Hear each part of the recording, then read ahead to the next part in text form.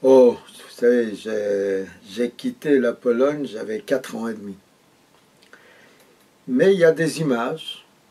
Vous savez, les souvenirs, c'est pas seulement ce qu'on a vu, ce qu'on a vécu, mais ce qu'on vous a raconté. Et tout ça, ça se mélange. Nous, on a l'impression qu'on a vu, mais c'est votre mère, votre père, etc., des amis de vos parents qui ont parlé, et vous avez l'impression d'avoir vécu. Mais ma situation est particulière, parce que moi, je suis né dans un monde qui n'existe plus. Comme ça. Il y avait un monde, Varsovie, 1 million d'habitants, 420 000 juifs. Habillés différemment, la plupart religieux, leurs chapeaux, papillotes, barbe, parlant une autre langue, les yiddish, ma langue maternelle. Donc, vous ne les trouvez plus nulle part, sauf peut-être à Williamsburg, à Brooklyn, un petit peu, une rue, 2 rues, mais ce monde n'existe pas. Donc, la vision, les souvenirs réels ou pas de ce monde pèsent sur tout ce que j'ai fait et tout ce que j'ai choisi.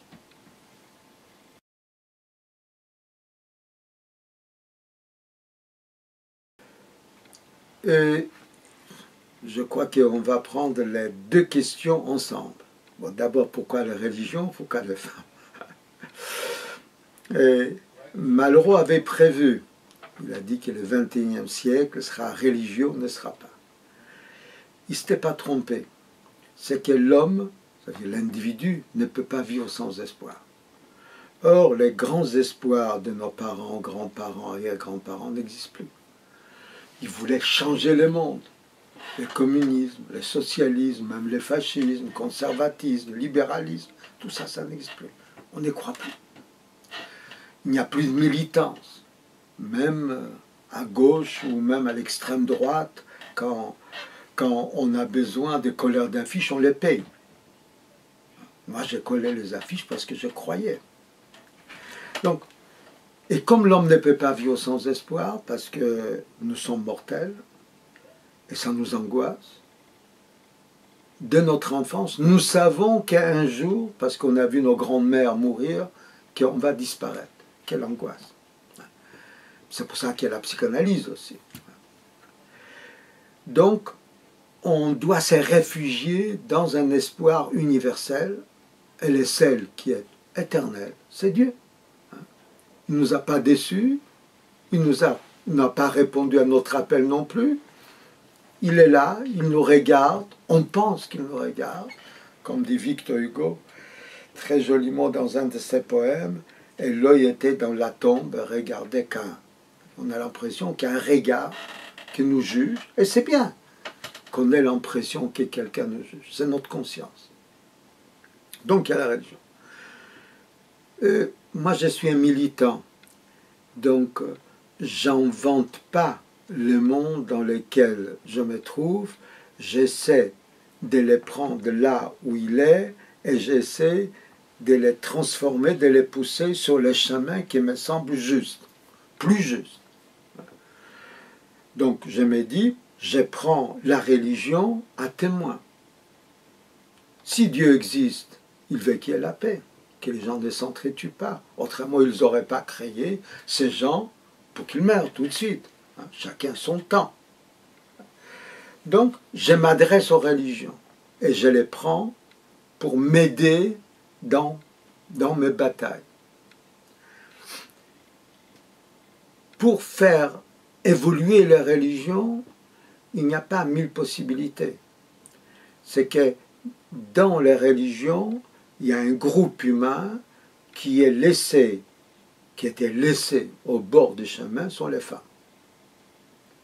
En vérité, une religion, disons catholique, s'adresse à tous les catholiques. Quand vous allez à l'église, pour la messe, il y a autant de femmes que des hommes, plus de femmes que des hommes. Or, on n'en parle pas. Elles n'ont pas les mêmes droits que les hommes.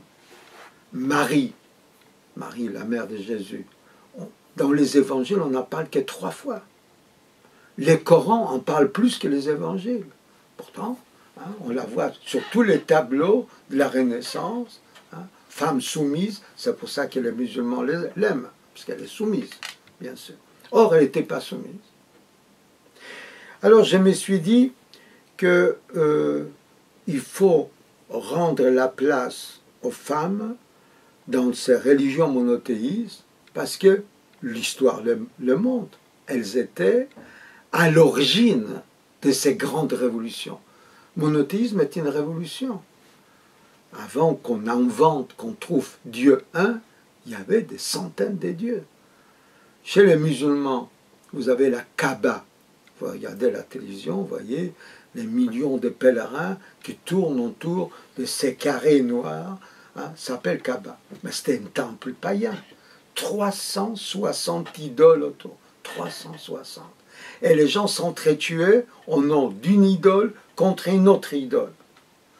Donc, dire qu'il y a un, c'était un progrès extraordinaire. Parce que devant un, on est tous égaux. Il n'y a pas de différence.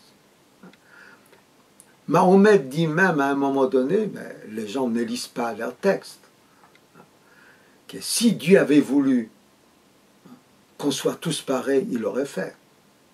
Donc s'il y a les chrétiens et les juifs à côté de l'islam, c'est que Dieu a voulu. Donc il n'y a pas de raison de les tuer.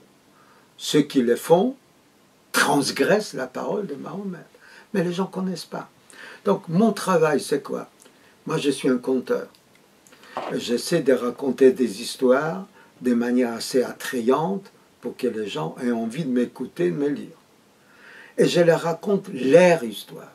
Je n'essaie pas, contrairement à certains de mes amis intellectuels, de leur imposer mon histoire, ma tradition, mes valeurs. Je ne leur cite pas Voltaire. Ils s'en foutent de Voltaire. Il était grand Voltaire, c'est très bien.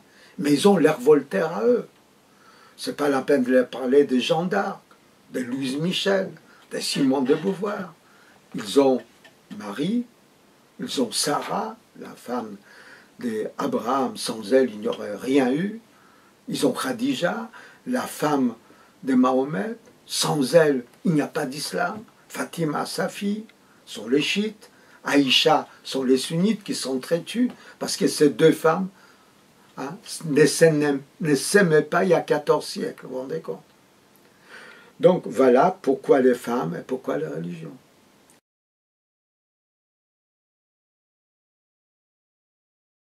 Parce qu'aujourd'hui, les vraies oppositions aujourd'hui sont des religions. Les gens ne s'entretuent plus en nom comme avant. Il y avait un bloc communiste, un bloc capitaliste. C'est pour ça d'ailleurs, quand le communisme est tombé, certains historiens pensaient que c'était la fin de l'histoire.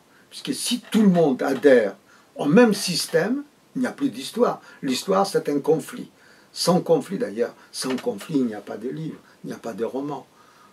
Ça n'intéresserait personne. Il faut qu'il y ait un conflit entre un homme et une femme, entre des hommes, entre des groupes humains. Et c'est ça qui crée la tension, qui permet aux écrivains de raconter des histoires. Or, la pire des guerres, c'est la guerre des religions. Parce que quand on tue au nom du Dieu, on tue allègrement. On pense qu'on est absous par avance. Donc on n'a pas de problème de conscience. On tue puisque Dieu a voulu. Vous savez, les slogans des croisades, Dieu le veut. Et en criant Dieu le veut, clac, on enfonçait le sabre dans le corps d'un ennemi qui était au fond mon semblable. C'est pour ça que aujourd'hui, réconcilier la religion est une chose primordiale et urgente. C'est pour ça que j'ai amené une délégation d'imams chez le pape François. Il n'a pas vraiment compris. C'est-à-dire que le Vatican était content de montrer qu'il y a une délégation d'imams habillés en imams sur la place Saint-Pierre qui monte l'escalier pour serrer la main du pape. Donc toutes les télévisions l'ont montré. Mais je soupçonne le pape n'avoir pas compris l'importance de ces gestes, de l'image. Parce que nous vivons dans le monde d'image d'ailleurs. Vous me filmez.